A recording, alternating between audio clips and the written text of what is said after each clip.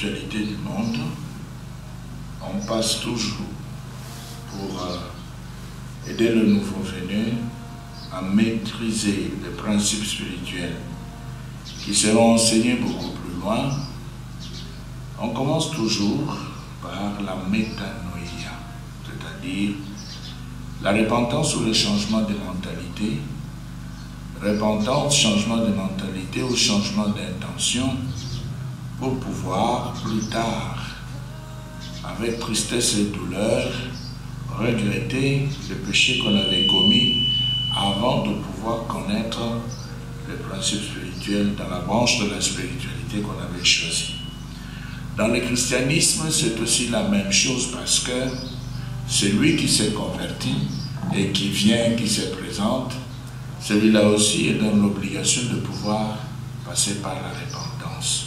C'est-à-dire, il doit changer sa mentalité, changer ses intentions avec tristesse et douleur pour pouvoir finalement arriver à maîtriser les principes spirituels qu'il va rencontrer après la repentance ou son entrée dans la spiritualité. Alors dans le texte biblique, Matthieu 9, 12, 13, on va voir ensemble comment est-ce que la repentance est présentée. Nous prenons Matthieu chapitre 9, le verset 12 et 13. Là-dedans, il y a une pensée fondamentale qui va nous aider à comprendre ce que nous sommes en train de dire. Verset 12. Jésus les entendit et déclara: les personnes en bonne santé n'ont pas besoin de médecins. Ce sont les malades qui en ont besoin. Verset 13. Allez apprendre ce qui signifie ce mot prononcé par Dieu. Je désire la bonté et non des sacrifices d'animaux, car je ne suis pas venu appeler ceux qui s'estiment justes, mais ceux qui se savent pécheurs. Donc ici, nous voyons très bien que quand on entre dans n'importe quel type de spiritualité, on doit passer par la métanoïa, c'est-à-dire le regret de sa vie passée, le regret de tout ce qu'on était en train de faire qui n'avait rien à voir avec les principes que l'on va rencontrer dans la branche que l'on a choisie. Et c'est pourquoi Jésus le dit très bien au verset 13, nous sommes là dans la Bible en français courant, au verset 13, il dit « Allez apprendre ce qui signifie ce mot prononcé par Dieu. Je désire la bonté et non des sacrifices d'animaux, car je ne suis pas venu appeler ceux qui s'estiment justes, mais ceux qui se savent pécheurs. » Ce sont ceux-là que moi je suis venu chercher. Et quand on sait qu'on est pécheur, eh bien, qu'est-ce qu'on fait? Eh bien, on va simplement passer par la métanoïa. Alors, dans les Actes des Apôtres, chapitre 2, le verset 38, Pierre, en parlant, nous aide aussi à encore mieux comprendre la métanoïa ou la repentance. Nous sommes là dans Actes des Apôtres chapitre 2 et nous prenons le verset 38. Nous pouvons même commencer par le verset 37. La parole de Dieu ne fait du mal à personne. Quand elle est prononcée, elle bénit même celui qui est dans la distraction parce que c'est la vie elle-même. Au verset 37, les auditeurs furent profondément bouleversés par ces paroles. Ils demandèrent à Pierre et aux autres apôtres: frères, que devons-nous faire? Pierre leur répondit: changez de comportement et que chacun de vous se fasse baptiser au nom de Jésus-Christ pour que vos péchés vous soient pardonnés. Vous recevrez alors le don de Dieu, le Saint-Esprit. Donc, quand Pierre est en train de présenter cette pensée, il était en train de le faire pour aider les gens à pouvoir passer par la métanoïa, c'est-à-dire la repentance. Il voulait bien que les gens puissent changer. C'est-à-dire que quand on commence, ça marche dans une spiritualité, on est dans l'obligation de pouvoir changer. Et si on ne change pas, c'est qu'on n'était pas sérieux dès le départ, on s'est amusé, on ne veut pas suivre les principes spirituels présentés dans cette spiritualité. Et ici, nous sommes justement en train de parler du christianisme. Notre problème, c'est arriver à saisir l'importance de la repentance biblique. L'importance de la repentance biblique. Pourquoi doit-on se repentir? Pourquoi nous devons changer de mentalité? Pourquoi devons-nous changer d'intention? Pourquoi est-ce qu'on doit absolument s'attrister, avec douleur, regretter ce qu'on avait fait avant l'admission ou l'entrée dans la spiritualité? Pourquoi cela? Quel est l'objectif final? Voilà notre problème. Parce qu'on ne doit pas se repentir pour le plaisir de le faire. Il y a donc un objectif. Alors, la repentance elle-même, la métanoïa a donc des étapes. On doit passer par des étapes pour pouvoir réaliser cette repentance ou pouvoir réaliser la métanoïa véritable. Donc, il y a 3 étapes, 3 phases fondamentales, phases par lesquelles il faudra absolument passer pour pouvoir parler de la métanoïa ou de la repentance. Mais celui qui néglige l'une de ces phases aura sauté. Et celui qui saute est sauté. Celui qui brûle une phase est brûlé. Donc il n'y a pas moyen de pouvoir contourner les phases de la métanoïa. Première phase, la conviction du péché. C'est-à-dire quand l'Esprit arrive, comme Jésus l'avait dit, quand l'Esprit de vérité viendra, il convaincra le monde. Donc c'est l'Esprit de Christ qui commence par convaincre. Et nous allons lire ce texte dans la Bible Louis II 1910. Il est clairement dit dans Jean que, et c'est Jésus qui était en train de parler, en parlant, il voulait faire voir que la première phase de la métanoïa est assurée par l'Esprit de Dieu lui-même, de manière à ce que l'homme qui vient pour commencer la marche avec Dieu, eh bien, cet homme doit absolument savoir à quoi s'en tenir. Parce que il est dit au chapitre 16, Jean chapitre 16, au verset 7, nous descendons. Cependant, je vous dis la vérité. Il vous est avantageux que je m'en aille. C'est Jésus qui parle. Car si je ne m'en vais pas, le consolateur ne viendra pas vers vous. Mais si je m'en vais, je vous l'enverrai. Donc le consolateur, l'esprit qui devait les remplacer, l'esprit qui devait les représenter auprès des disciples dans la vie de chacun de nous, quand lui-même, le Maître, ne sera plus physiquement avec nous sur la terre.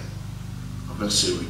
Maintenant il dit, et quand il sera venu, c'est-à-dire le consolateur, l'esprit de vérité, il convaincra le monde en ce qui concerne le péché, la justice et le jugement.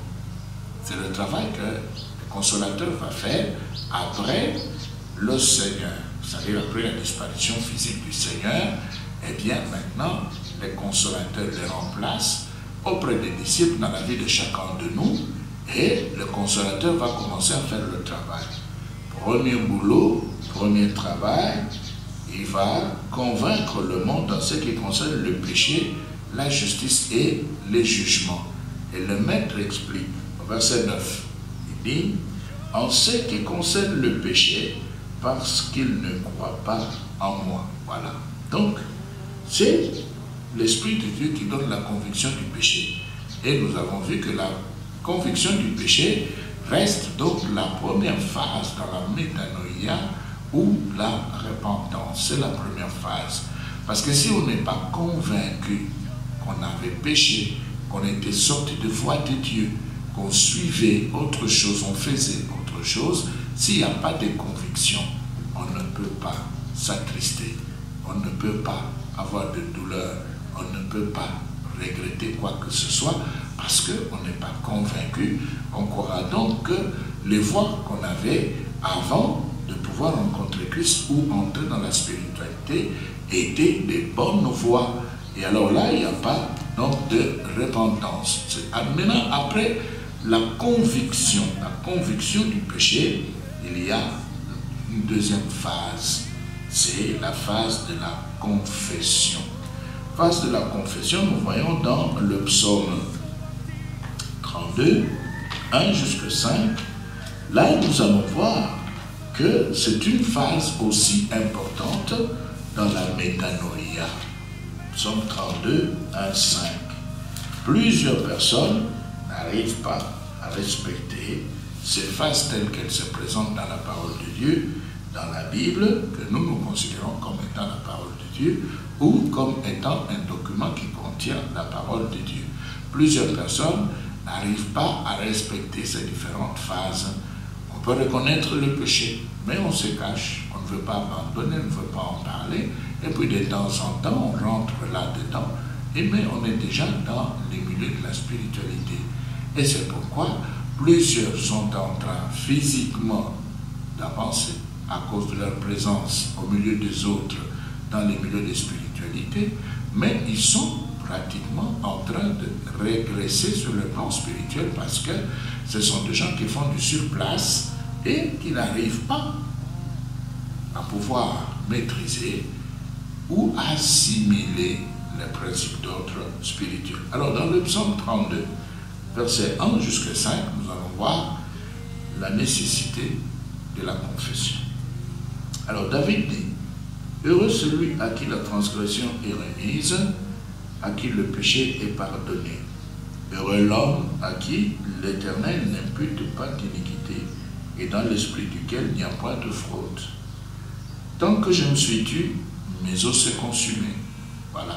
Tant que je me suis tu, mes os se consumaient. C'est ça le problème. C'est-à-dire, physiquement, on est là, bien habillé, parfumé, d'une manière respectable devant les gens. On salue les autres, on reçoit aussi des salutations. Mais dans le cas, on souffre. Parce que, comme David le dit, il gardait silence et ses os étaient en train de se consumer. On doit souffrir. Pourquoi? Parce que, comme Naaman, le général Naaman, bien-aimé, qui avait une épouse et qui avait des fonctions importantes dans l'armée de son pays. Cet homme était lépreux, nous connaissons son histoire. Et tous les soldats inférieurs subalternes qui les saluaient tous les jours, saluaient aussi la lèpre qui était sur son corps. En saluant Naaman, on saluait aussi la lèpre. Et il y a aussi des chrétiens comme ça dans l'église. Ils sont en train de souffrir parce qu'ils ont gardé silence, ils ne veulent pas reconnaître le péché et confesser. Et alors, les autres sont en train de se consumer à l'intérieur. Et David dit, je gémissais toute la journée, car nuit et jour, ta main s'appesantissait sur moi, ma vigueur n'était plus que sécheresse, comme celle de l'été.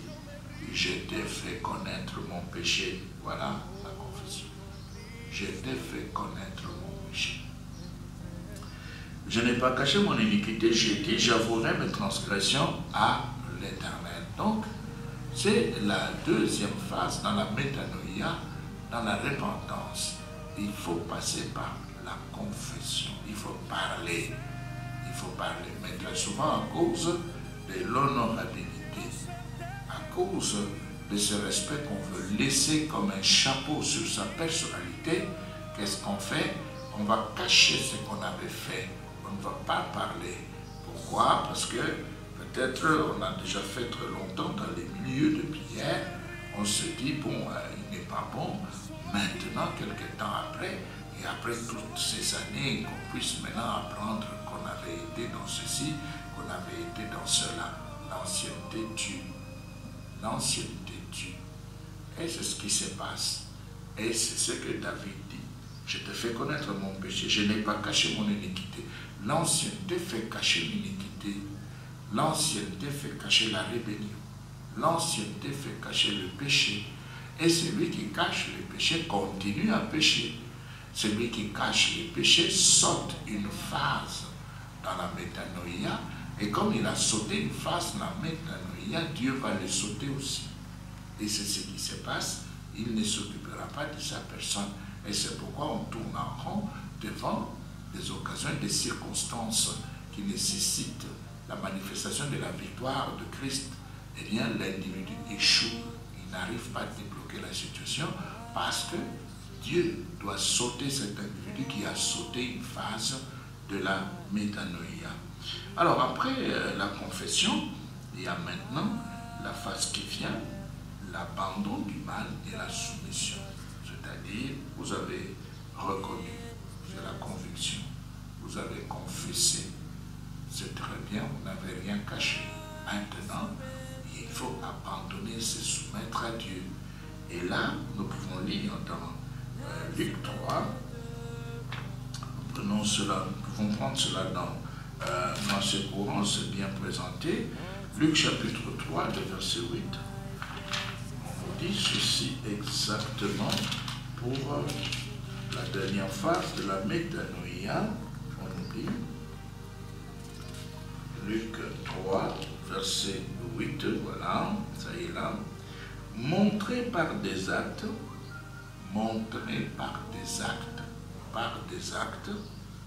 que vous avez changé de mentalité. Et ne vous mettez pas à dire en vous-même, Abraham est notre ancêtre. Car je vous déclare que Dieu peut utiliser les pierres que voici pour en faire des descendants d'Abraham. Donc, on a reçu la conviction par l'Esprit de Dieu.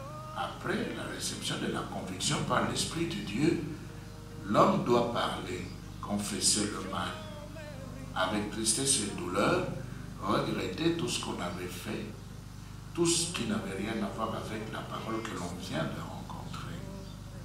Ensuite, ou enfin, si vous voulez, maintenant cet homme qui a confessé doit prendre la décision d'abandonner et de se soumettre à Dieu.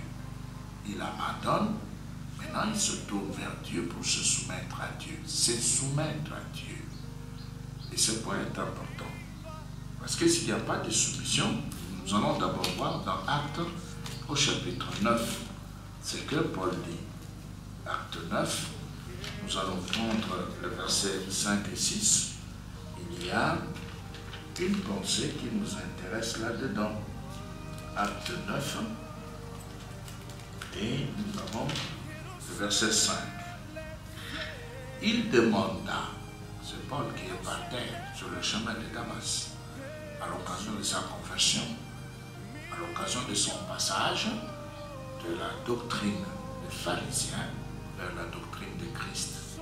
Il est par terre, il doit aussi passer par la métanoïa.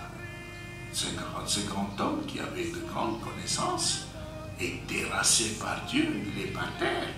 Et là, écoutez la question qu'il pose, verset 5.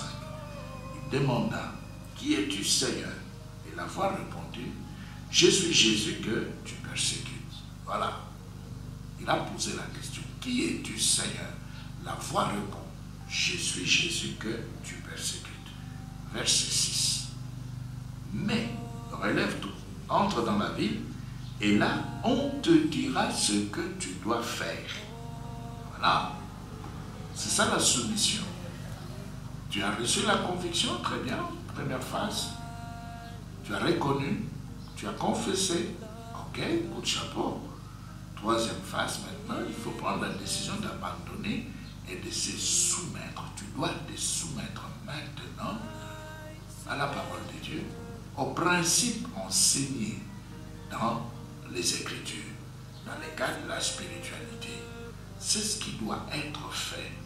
Parce que si tu ne te soumets pas, tu vas tout annuler.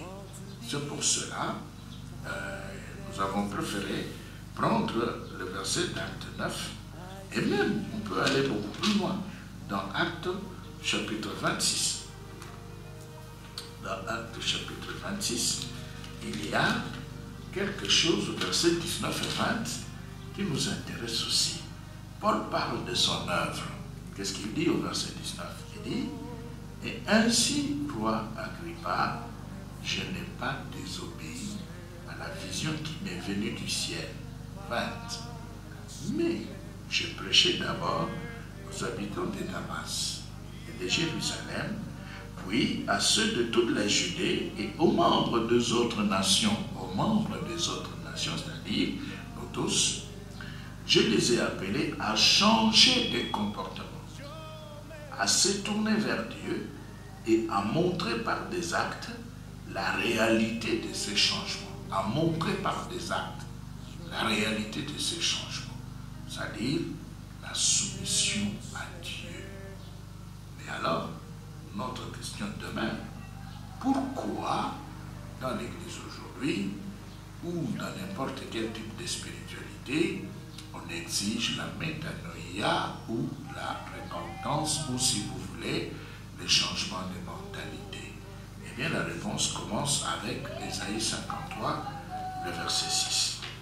La réponse commence par là. Pourquoi la métanoïa? Eh bien, nous avons la réponse qui commence dans Ésaïe 53, le verset 6. Nous commençons par le verset 5. Pourtant, il n'était blessé que du fait de nos crimes. Il n'était accablé que par le fait de nos propres torts. Il a subi notre punition et nous sommes acquittés. Il a reçu le coup et nous sommes épargnés. Nous errions tout ça et là comme un troupeau éparpillé. Voilà. Verset 6. Nous errions tout ça et là. Errer ça et là. Errer ça et là. C'est-à-dire, même un chien, quand il sort, il n'est pas en train d'errer. Le chien, quand il sort, il se déplace parce qu'il est à la recherche de ce qu'il doit mettre sous la dent. Il est à la recherche de la nourriture. Mais ici, le prophète nous dit, nous étions tous errants. Tous, nous errions ça et là, comme un troupeau éparpillé. C'était chacun pour soi, chacun pour soi, chacun pour soi. Chacun pour soi signifie quoi? Nous rentrons dans Zénon 1910, dans Ésaïe 53, 6, pour que nous puissions bien comprendre ce qui signifie chacun pour soi. Au verset 6, le prophète dit, nous étions tous errants comme des brebis, chacun suivait sa propre voie. Voilà chacun pour soi, sa propre voie. Alors, d'ordinaire, nous avons l'habitude de le dire, chacun pour soi, Dieu pour tous. C'est-à-dire, chaque personne devait suivre sa propre voie, et Dieu, lui, comme il est le créateur de tout le monde, devait s'occuper et de ceux-là qui étaient avec lui et de ceux-là qui étaient déjà de l'autre côté. Dieu devait, en principe, s'en occuper parce qu'il est Dieu le créateur. Alors ici, le prophète dit, chacun suivait sa propre voie, sa propre voie, sa propre voie. Voilà. Ça veut dire que les voies de Dieu ne nous disaient rien. Voilà le point de départ. Pourquoi la repentance? D'abord, c'est pour abandonner chacun pour soi. C'est pour abandonner sa propre voie.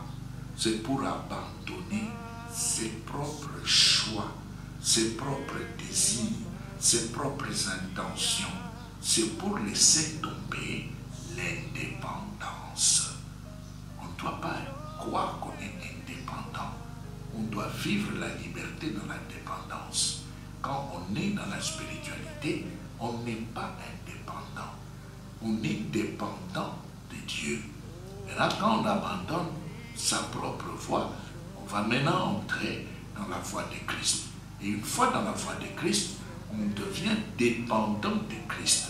On reste dans cette voie. Et Christ devient le maître, le chef, le dirigeant, le patron. C'est lui qui va maintenant commander. Et alors à ce moment-là, on peut croire, on peut dire qu'on est entré dans la volonté de Dieu. Parce qu'on est arrivé à pouvoir s'asseoir dans la voie de Christ. On est dans la voie de Christ. Et alors, pour y arriver, pour entrer, on doit d'abord laisser tomber sa propre voie. Et quand on laisse tomber sa propre voie, qu'est-ce qui va alors se passer maintenant? On laisse tomber sa propre voie, on entre dans la voie de Christ, on s'installe dans la voie de Christ, Maintenant, nous pouvons prendre Matthieu au chapitre 2. Si nous prenons Matthieu au chapitre 2, qu'est-ce qui va alors se passer ici dans Matthieu chapitre 2? Eh bien, une présentation particulière. On nous dit ceci, Matthieu 2, verset 6. On nous dit que, au verset 6, on pourrait même commencer par le verset 3, quand le roi Hérode apprit cette nouvelle, il fut troublé, ainsi que toute la population de Jérusalem. Il convoqua tous les chefs des prêtres et les maîtres de la loi et leur demanda où le Messie devait naître. Ils lui répondirent, à Bethléem en Judée. Car voici ce que le prophète a écrit. Et toi, Bethléem, au pays de Juda, tu n'es certainement pas la moins importante des localités de Juda. Car c'est de toi que viendra un chef. Un chef. Alors le chef, il a des collaborateurs. Il n'est pas chef de nom seulement. C'est un chef dans un système. Il est chef pour un objectif. Il est chef dans une organisation. Il n'est pas chef pour être chef. Il a des collaborateurs. Il a des gens qui doivent se soumettre à lui. Et si on doit se soumettre à lui, c'est qu'on est subalterne. C'est lui le chef. Et si on entre dans son système, on doit alors laisser le chef être chef. On doit suivre les instructions du chef. Et si Christ est le chef, et si nous sommes des chrétiens dans son système, nous devons donc le laisser faire son travail de chef, qu'il puisse régner sur nous. Parce que nous sommes entrés dans sa seigneurie. Nous sommes dans son pouvoir. Nous sommes dans son ombre. Et c'est lui le patron. Alors il est dit, car c'est de toi qui viendra un chef qui conduira mon peuple, Israël. Voilà, tout est dit. Mais aujourd'hui, si on ne laisse pas Christ régner, commander, c'est qu'on n'est pas dans sa seigneurie. Et ça veut aussi dire qu'on ne s'est pas repenti. Ça veut dire qu'on n'a pas abandonné sa propre voie. Et si on n'a pas abandonné sa propre voie, Christ le chef n'est pas chef. Et si il n'est pas chef, c'est qu'on n'est pas dans son système. Même si on est physiquement dans les milieux de prière, même si on est présent, même si on peut prêcher, enseigner, chanter, faire semblant de prier, comme il n'est pas chef, comme on n'est pas dans sa voie, comme on ne le suit pas, ça veut dire qu'on n'est pas dans son système, on ne s'est pas repenti. Parce que l'objectif final de la repentance, c'est l'intégration de l'individu dans le système de Christ. C'est le fait de pouvoir laisser Christ tout gouverner, tout diriger, que Christ puisse devenir le chef. Et c'est l'une des raisons pour lesquelles aujourd'hui, on est en train de parler du nouvel ordre mondial, d'un gouvernement mondial, d'un système religieux mondial. C'est pour pouvoir concurrencer Christ. C'est pour se mettre en compétition avec Christ, afin de l'empêcher, de bloquer sa voie, de bloquer ses démarches, de pouvoir faire retarder ce que Christ doit faire, avoir toute l'humanité dans son pouvoir, à son ombre, pour pouvoir tout diriger. Donc, nous disons ceci, on ne se répand pas pour rien, on se répand pour entrer dans le système de Christ, on se répand pour pouvoir servir Christ, pour rester dans son gouvernement. Que Dieu vous bénisse, nous allons continuer prochainement.